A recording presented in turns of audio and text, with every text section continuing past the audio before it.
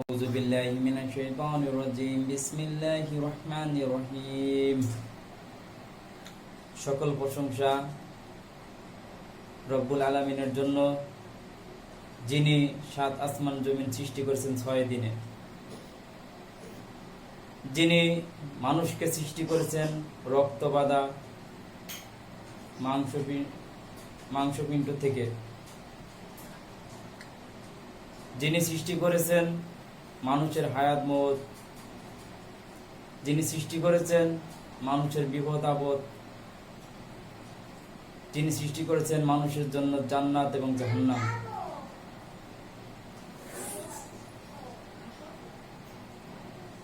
এবং সালাম ও দুরূদ প্রিয় নবী হযরত মুহাম্মদ সাল্লাল্লাহু আলাইহি সাল্লামের উপর, যার মাধ্যমে আমরা পবিত্র কোরআন এবং সহিহ হাদিস জানতে পেরেছি,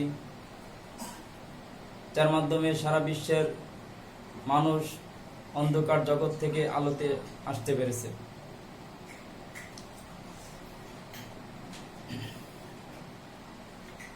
আমরা আলোচনা করব সূরা মাইদা থেকে। সূরা মাইদা 5 নম্বর সূরা। এই সূরার আয়াত হচ্ছে 120টি, রুকু হলো 16টি, এবং এই সূরাটি মাদানী সূরা, অর্থাৎ মদিনায় অবতীর্ণ হয়।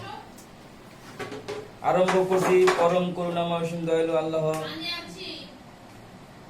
অসীম দয়ালু আল্লাহর নামে।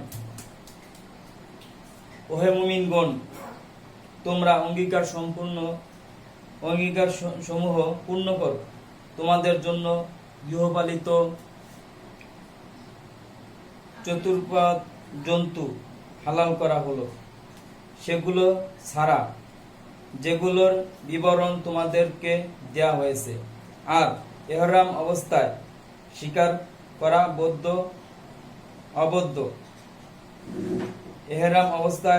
করা অবৈধ। আল্লাহ যা চান হুকুম দেন। ওহে মুমিনগণ, আল্লাহর নির্দেশনাবলীর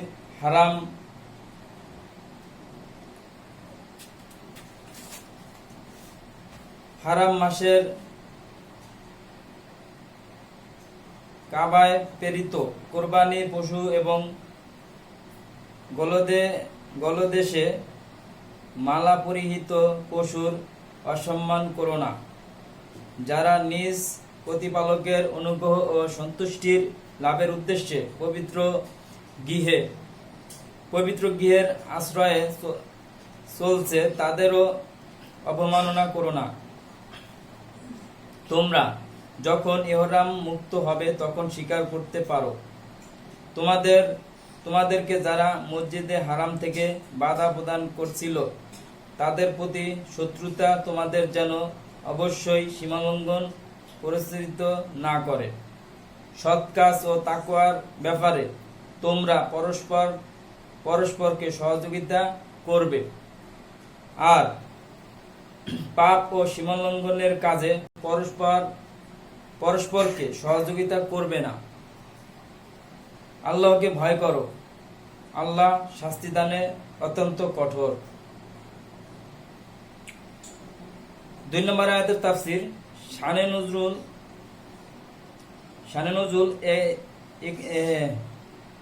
ইকরিমা সুদ্দি ইবনু জাবির রাদিয়াল্লাহু আনহু প্রথম তাফসীর কারকগণ বলেন যে এই আয়াতটি হুতাম ইবনু হিন্দু আল বাকরির ব্যাপারে অবতীর্ণ হয়।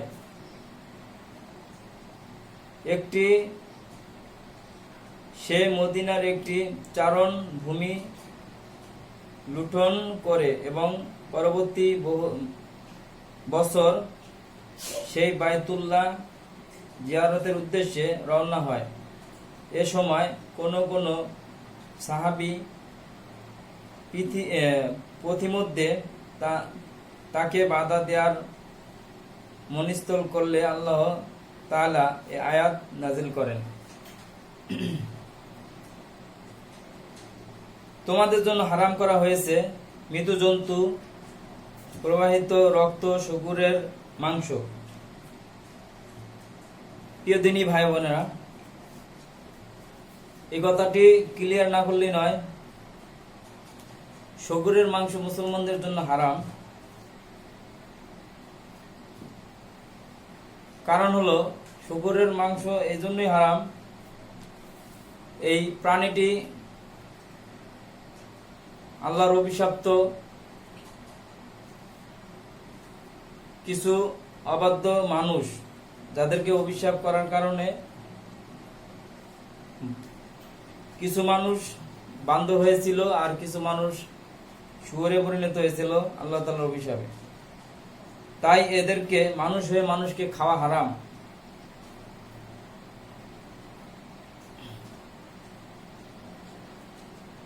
এবং আল্লাহ ছাড়া অন্য কারো নামে জবাইকৃত পশু আর শ্বাসরুদ্ধ হয়ে মৃত জন্তু আঘাতে মৃত জন্তুর উপর থেকে পতনের ফলে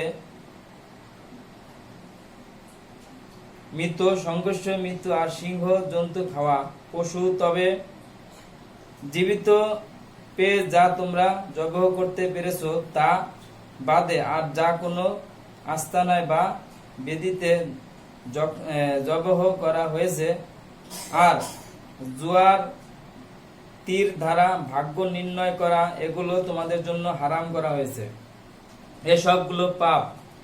এসবগুলো পাপ কাজ। আজ কাফেরগণ তোমাদের দ্বীনের বিরোধিতা করার ব্যাপারে পুরোপুরি নিরাশ হয়ে গেছে। কাজেই তাদের ভয় করো না, কেবল আমাকেই ভয় করো। আজ আমি তোমাদের জন্য তোমাদের দ্বীনকে পূর্ণাঙ্গ করে দিলাম, তোমাদের প্রতি আমার নিয়ামত পূর্ণ করে দিলাম।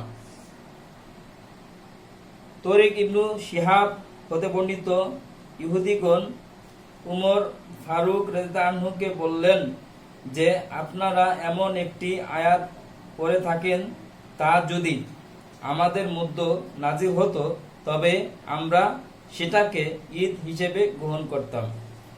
উমর রাদিয়াল্লাহু আনহু বলেন, আমি জানি এটা কখন নাজিল হয়েছে, কোথায় নাজিল হয়েছে এবং নাজিলের সময় রাসূল সাল্লাল্লাহু আলাইহি সাল্লাম কোথায় ছিলেন। এই আয়াতটি আরাফাতের দিন নাজিল হয়েছিল। আল্লাহর শপথ, আমরা সবাই আরাফাতের ছিলাম। সেই আয়াতটি হলো, আজ আমি তোমাদের জন্য তোমাদের দিনকে পরিপূর্ণ করে দিলাম। সুফিয়ান সাওয়ারি বলেন, এ ব্যাপারে আমার সন্দেহ আছে। বুখারী 4606 নম্বর হাদিস এবং মুসলিম 3017 নম্বর হাদিস। আল্লাহ তাআলা বলেন, এবং ইসলামকে তোমাদের জন্য দিন হিসেবে কবুল করে নিলাম। সুবহানাল্লাহ, সুবহানাল্লাহ, সুবহানাল্লাহ। আল্লাহ তাআলা বলতেছেন, ইসলামকে মুসলমানদের জন্য দিন হিসেবে অর্থাৎ ধর্ম হিসেবে কবুল করে নিলাম। অন্য কোন গ্রন্থে এরকম কোনো কথা পাবেন না যে আল্লাহ তাআলা ইহুদি বা খ্রিস্টান বা হিন্দুদের কিতাবের ব্যাপারে এমন কোনো কথা বলছেন যে আমরা তোমাদের কিতাবকে ধর্ম হিসেবে কবুল করে দিলাম। তবে কেউ পাপ করার প্রবণতা ব্যতীত খোদার জ্বালা নিষিদ্ধ বস্তু খেতে বাধ্য হলে আল্লাহ বড়ই ক্ষমাশীল, পরম দয়ালু। অর্থাৎ কেউ যদি খিদার তাড়নায় বাধ্য হয়ে কোনো মরা গোস্ত খায়, মরা গরুর গোস্ত খায় বা মরা ছাগলের গোস্ত খায়, তাহলে তার জন্য ওই পরিমাণ হালাল হবে যেই পরিমাণ খেলে তার তৃষ্ণা মিটে যায়।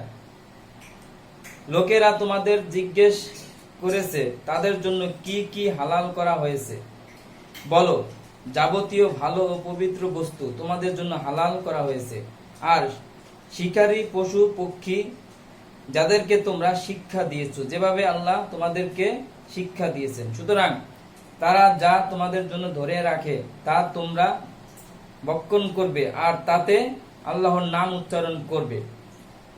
প্রিয় দিনী ভাই বোনেরা, এই আয়াত থেকে আমরা স্পষ্ট একটা বিষয় জানতে পারলাম যে আমরা যে কোনো পশু জবাই করব যেটা আমাদের জন্য হালাল, অর্থাৎ মুরগি, ছাগল, গরু অথবা মহিষ, ভেড়া, যাই বলেন না কেন, এগুলো আমরা আল্লাহ তাআলার নামে জবাই করব। অবশ্যই আল্লাহ তাআলার নাম উচ্চারণ করতে হবে আর আল্লাহর ভয় করবে, আল্লাহকে ভয় করবে। আল্লাহ হিসাব গ্রহণে তরিগতি মানে আল্লাহকে ভয় করতে হবে, কারণ আল্লাহ তাআলা হিসাব গ্রহণ করতে খুবই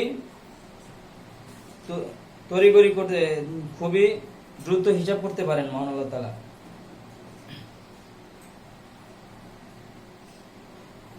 আজ তোমাদের জন্য যাবতীয় ভালো ও পবিত্র বস্তু হালাল করা হলো, আর যাদেরকে কিতাব দেয়া হয়েছে তাদের খাদ্য তোমাদের জন্য হালাল। যাদেরকে কিতাব দেওয়া হয়েছে অর্থাৎ ইহুদি খ্রিস্টানদেরকে কিতাব দেওয়া হয়েছিল, যেমন ইনজিল, জবর, তাওরাত এগুলো দেওয়া হয়েছিল। এই তিনটি কিতাব যাদেরকে দেওয়া হয়েছিল তাদের খাদ্য আমাদের জন্য হালাল, আর তোমাদের খাদ্য তাদের জন্য হালাল। সচ্চরিত্রা মুমিন নারী এবং তোমাদের পূর্বে যাদেরকে কিতাব দেওয়া হয়েছে তাদের সচ্চরিত্রা নারী তোমাদের জন্য হালাল করা হলো, যখন তোমরা তাদেরকে মোহরানা প্রদান করো, বিবাহের দুর্গে স্থান দানের উদ্দেশ্যে ব্যভিচারী হিসেবে নয় এবং গোপন সঙ্গী গ্রহণকারী হিসেবে নয়। গোপন সঙ্গী অর্থাৎ বর্তমানের ভাষায় যেটাকে বলা হয় প্রেমিক বা প্রেমিকা, এগুলো করা নিষেধ।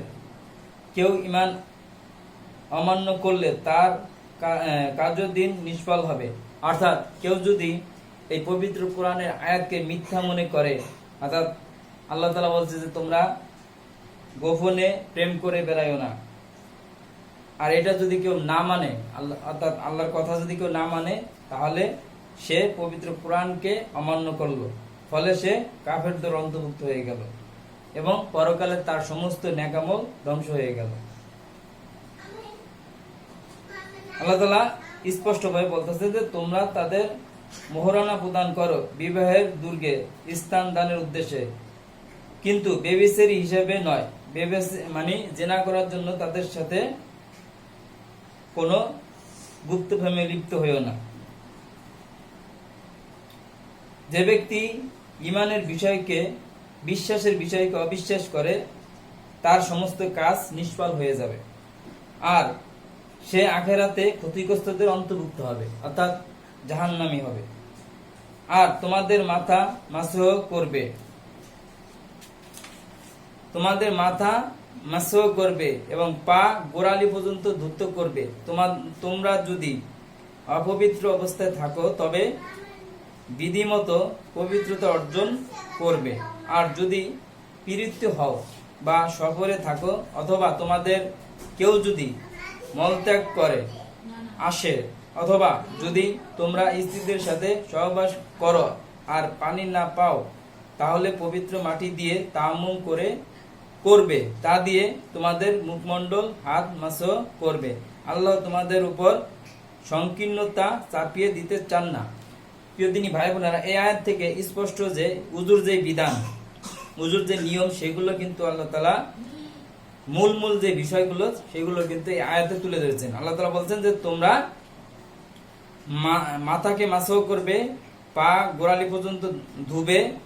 তোমরা যদি অপবিত্র অবস্থায় থাকো তবে বিধিমতো অর্থাৎ নিয়ম অনুযায়ী পবিত্রতা অর্জন করবে, আর যদি পবিত্র হওয়ার কারণে পবিত্রতা হওয়ার জন্য কোনো পানি না পাওয়া যায়, তাহলে তোমরা তায়াম্মুম করবে, অর্থাৎ মাটিতে হাত মুছে সেটা দিয়ে উজু করে নিবে।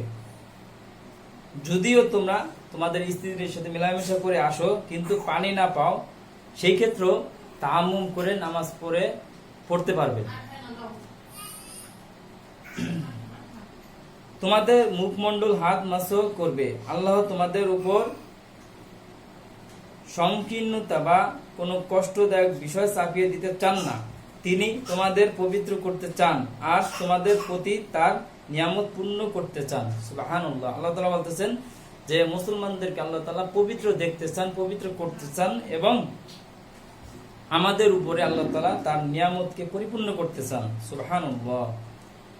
যাতে তোমরা কৃতজ্ঞতা প্রকাশ করতে পারো, তোমাদের প্রতি আল্লাহর নিয়ামতের কথা স্মরণ করো আর তা অঙ্গীকারের কথা যা তিনি তোমাদের নিকট থেকে গ্রহণ করেছিলেন, যখন তোমরা বলেছিলে আমরা শুনলাম ও মেনে নিলাম। আল্লাহ ভয় করো। অন্তরে যা আছে সে সম্পর্কে আল্লাহ খুব ভালোভাবেই অবগত আছেন, অর্থাৎ আমাদের মনে যা আছে সবই আল্লাহ তাআলা জানেন।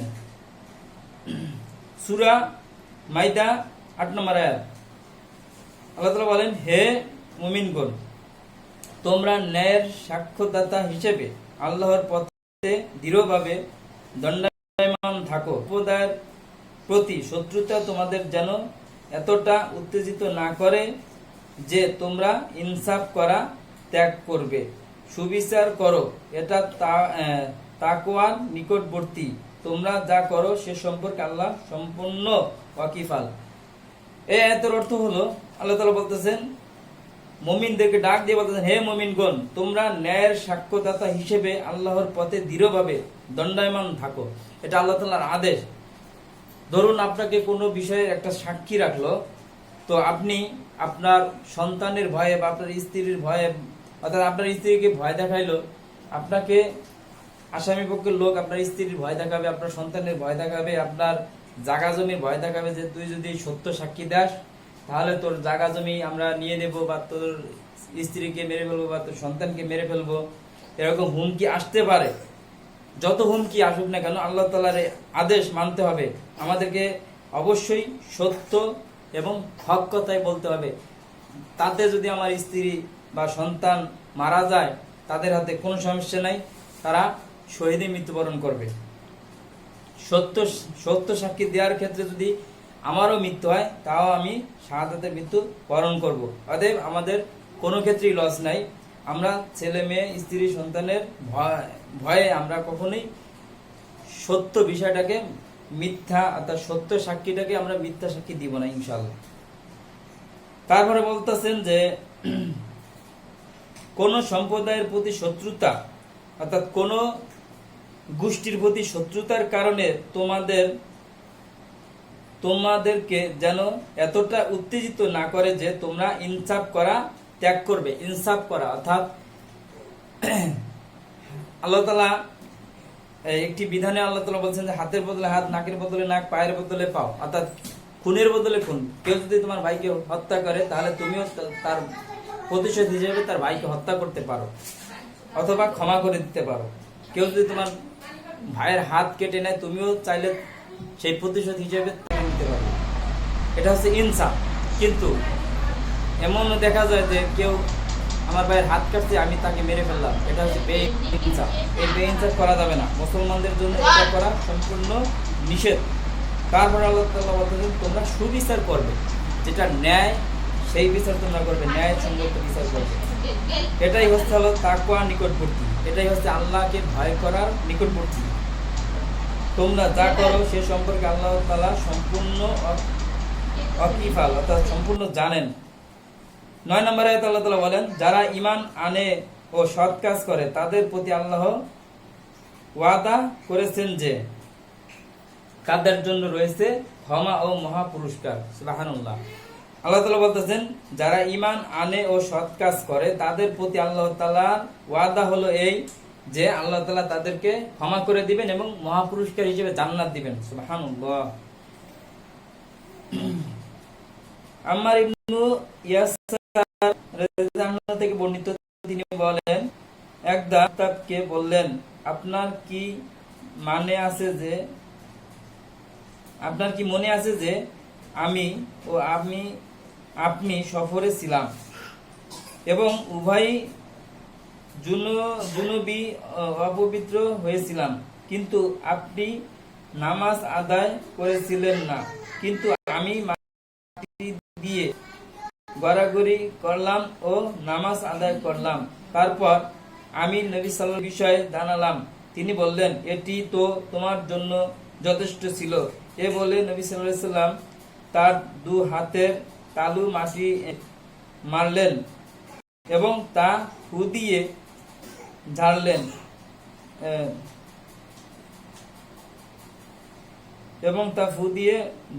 তারপর তার সাহায্য নিয়ে মুখমণ্ডল ও হস্তদ্বয় মাসহ করলেন।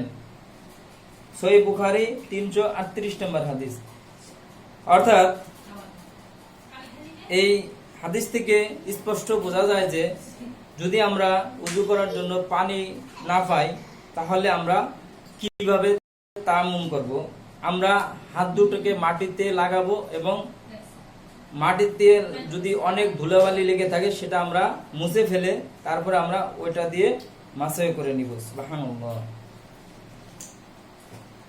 10 নম্বর আয়াতে আল্লাহ তাআলা বলেন, যারা কুফরি করে আর আমার নিদর্শনাবলীকে অস্বীকার করে তারা হলো জাহান্নামের অধিবাসী। আল্লাহ তাআলা পবিত্র কোরআনে সূরা মাইদার 10 নম্বর আয়াতে বলতেছেন যে যারা আমার নিদর্শনাবলী অর্থাৎ তার আদেশ নির্দেশকে যারা অস্বীকার করে, তার নিদর্শনাবলী বলতে কোরআনই একটা নিদর্শন, আর অন্যান্য নিদর্শন আছে যেমন চাঁদ, সূর্য, বিভিন্ন কিছু নিদর্শন আছে। এই নিদর্শনগুলোকে যারা অস্বীকার করে, যদি কেউ বলে যে এই চাঁদ আল্লাহ তৈরি করেনি, এই সূর্য আল্লাহ তৈরি করেনি, কোরআন আল্লাহ পাঠায়নি, হাদিস আল্লাহ পাঠায়নি, তাহলে এইগুলোকে অস্বীকার করা হলো। আর এই অস্বীকার করার কারণে তার ঠিকানা হবে জাহান্নাম। 11 নম্বর আয়াতে আল্লাহ তাআলা বলেন, হে মুমিনগণ, তোমরা আল্লাহর নিয়ামতের কথা স্মরণ করো যখন একটি সম্প্রদায় তোমাদের বিরুদ্ধে তাদের হস্ত উত্তোলন করতে চেয়েছিল, তখন তিনি তোমাদের থেকে তাদের হাত নিবৃত্ত করেছিলেন। আল্লাহকে ভয় করো আর মুমিনগণ যেন আল্লাহর উপর ভরসা করে। এই আয়াতের শিক্ষা হলো যে আল্লাহ তাআলা বলতেছেন যে তোমাদের উপরে কোনো এক দল হাত উত্তোলন করতে চেয়েছিল, অর্থাৎ আমাদেরকে মারতে চেয়েছিল, তখন তিনি তোমাদের থেকে তাদের হাত নিবৃত্তি করেছিলেন। আল্লাহকে ভয় করো আর মুমিনগণ যেন আল্লাহর উপর ভরসা করে। এই আয়াত আল্লাহ তাআলা আদেশ করলেন যে হে মুমিনরা, তোমরা আমার উপরই ভরসা করবে। আল্লাহ বনী ইসরায়েলের নিকট থেকে প্রতিশ্রুতি গ্রহণ করেছিলেন আর তাদের মধ্যে 12 জন প্রধান নিযুক্ত করেছিলেন। আর আল্লাহ বলেছিলেন, আমি তোমাদের সঙ্গে আছি যদি তোমরা নামাজ কায়েম করো, যাকাত আদায় করো এবং আমার রাসূলগণের প্রতি বিশ্বাস স্থাপন করো আর তাদের সাহায্য সহযোগিতা করো আর আল্লাহর ঋণ দান করো, উত্তম ঋণ, তাহলে আমি তোমাদের পাপগুলো অবশ্যই অবশ্যই দূর করে দেব। সুবহানাল্লাহ। আর অবশ্যই অবশ্যই তোমাদেরকে জান্নাতে দাখিল করার যার নিম্নে জান্নাতে দাখিল করাবো, যার নিচে ঝর্ণাধারা প্রবাহিত। এরপরও তোমাদের মধ্যে যারা কুফরি করবে তারা সত্য সঠিক পথ হারিয়ে ফেলবে। প্রিয় দিনী ভাই বোনেরা, সূরা মাইদার 12 নম্বর আয়াতে অনেকগুলো বিষয় আল্লাহ তাআলা বলেছেন। তার মধ্যে একটা বিষয় হলো এই ইহুদিদের কাছ থেকে আল্লাহ তাআলা প্রতিশ্রুতি নিয়েছিল যে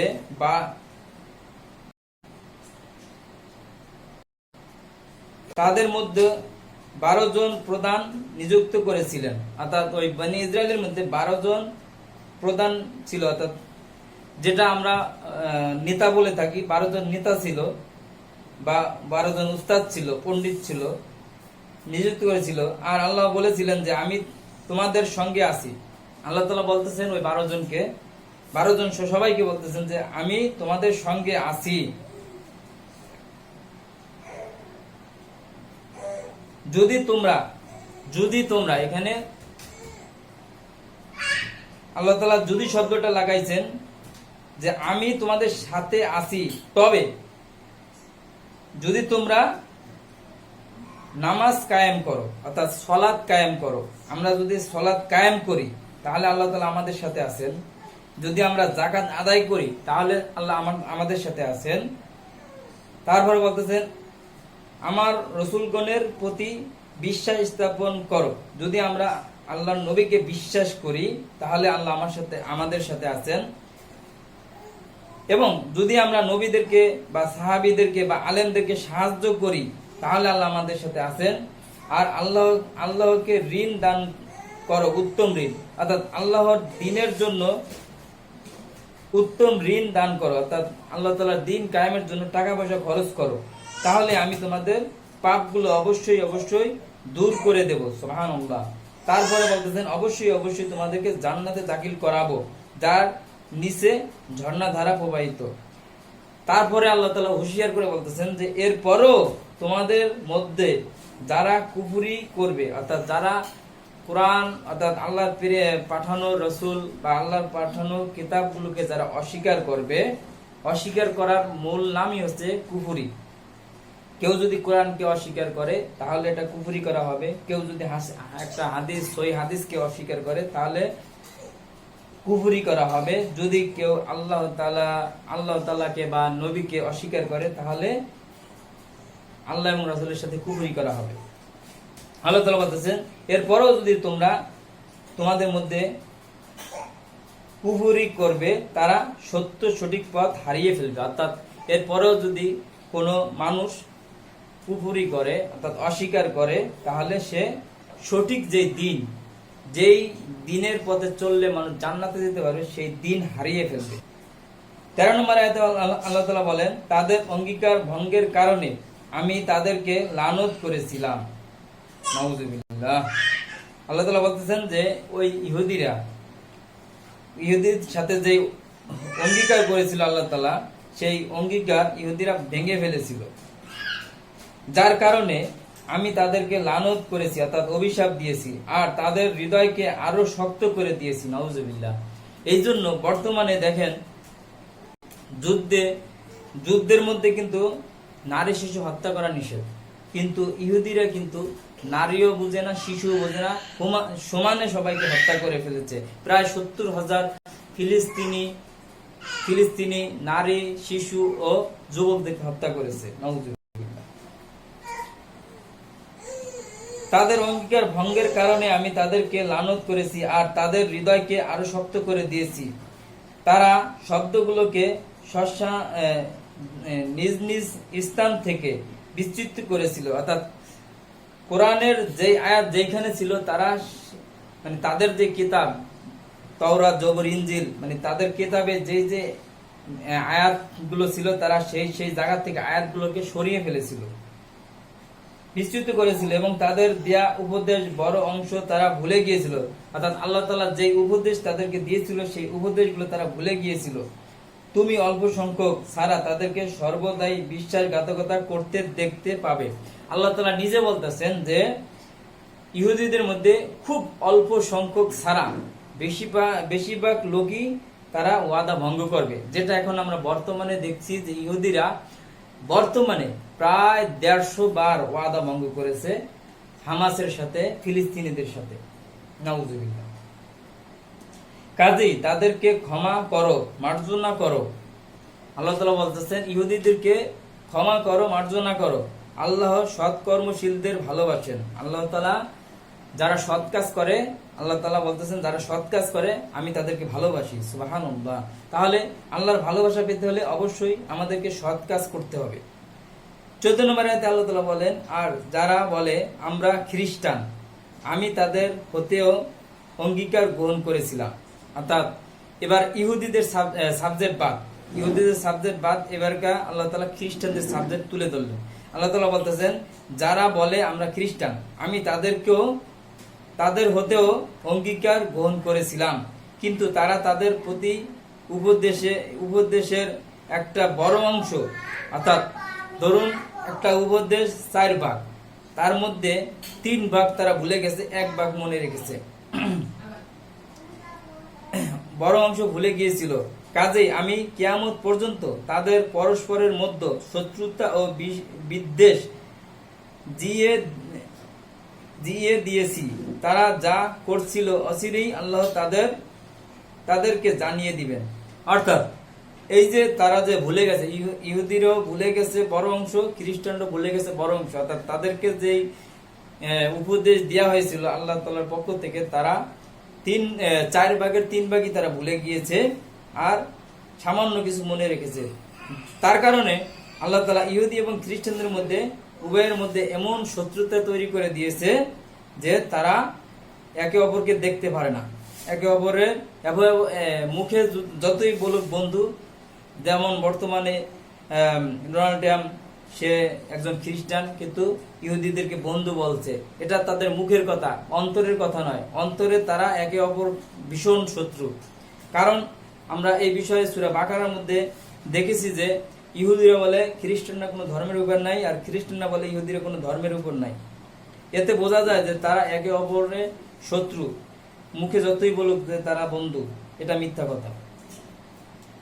কিন্তু তাদের প্রতি উপদেশ একটা বড় অংশ ভুলে গিয়েছিল। কাজেই আমি কিয়ামত পর্যন্ত, অর্থাৎ এই যে ইহুদি এবং খ্রিস্টান, এরা কিয়ামত পর্যন্ত একে অপরের শত্রু থাকবে। শুধু ওরাই না, এটা আমাদের সাথেও শত্রুতা, মুসলমানদের সাথে ইহুদিদের সাথে কিয়ামত পর্যন্ত শত্রুতা থাকবে। ইহুদি এবং খ্রিস্টান আর মুসলমান, এই তিনটি দল, অর্থাৎ ইহুদি, খ্রিস্টান আর মুসলমানদের মধ্যে কিয়ামত পর্যন্ত আমাদের সাথে তাদের শত্রুতা থাকবে। তাদেরকে বন্ধু বলা কখনোই আমাদের জন্য জায়েজ নয়, এটা সম্পূর্ণ নিষেধ। কারণ ওদেরকে আমরা বন্ধু বললেই ওরা আমাদের কাছ থেকে সুবিধা নেবে এবং ওই সুবিধার খাতিরে আমাদের ক্ষতি করবে। যেমন বর্তমানে পাকিস্তানের সাথে আফগানিস্তানের সাথে কিন্তু একটা যুদ্ধ ভাব বা যুদ্ধ লাগিয়ে দিয়েছে। এটা করতেছে ইহুদি এবং খ্রিস্টান উভয় মিলে, ইহুদি, খ্রিস্টান এবং মুশরিকরা মিলে, এই তিন দল মিলে কিন্তু এই মুসলমানদের মধ্যে একটা যুদ্ধ লাগিয়ে দিয়েছে। এর লাভ কি? এর মধ্যে লাভ এটাই যে আল্লাহ তাআলা রাসূল সাল্লাল্লাহু আলাইহি ওয়াসাল্লামকে বলেছেন যে তোমার উম্মতের মধ্যে তোমার উম্মতকে কেউ ধ্বংস করতে পারবে না, অর্থাৎ কোনো অমুসলিম ধ্বংস করতে পারবে না। তবে তোমাদের উম্মত নিজেরাই নিজেদেরকে ধ্বংস করবে, নিজেরাই নিজেদেরকে বন্দী করবে, নিজেরাই নিজেদেরকে হত্যা করবে, তাছাড়া তারা ধ্বংস হবে না। তো এ থেকে স্পষ্ট বোঝা যায় যে আমরা মুসলমানদেরকে যদি হত্যা করি, মেরে ফেলি, বন্দী করি, তাহলে আমরাই ধ্বংস হয়ে যাব। এবং সূরা আনফালে আল্লাহ তাআলা বলেছেন যে তোমরা পরস্পর ঝগড়া করো না। যদি তোমরা পরস্পর ঝগড়া করো তাহলে তোমরা শক্তি হারাবে, তোমাদের একতা বল হারাবে এবং তোমরা এভাবেই ধ্বংস হয়ে যাবে। তো আজকের আলোচনা আমরা এখানেই মন্তব্য ঘোষণা করব ইনশাআল্লাহ। আজকে আমরা আলোচনা করলাম সূরা মাইদার 1 নম্বর আয়াত থেকে 14 নম্বর আয়াত পর্যন্ত। আমরা 14 নম্বর আয়াত পর্যন্ত আমরা আলোচনা শেষ করলাম।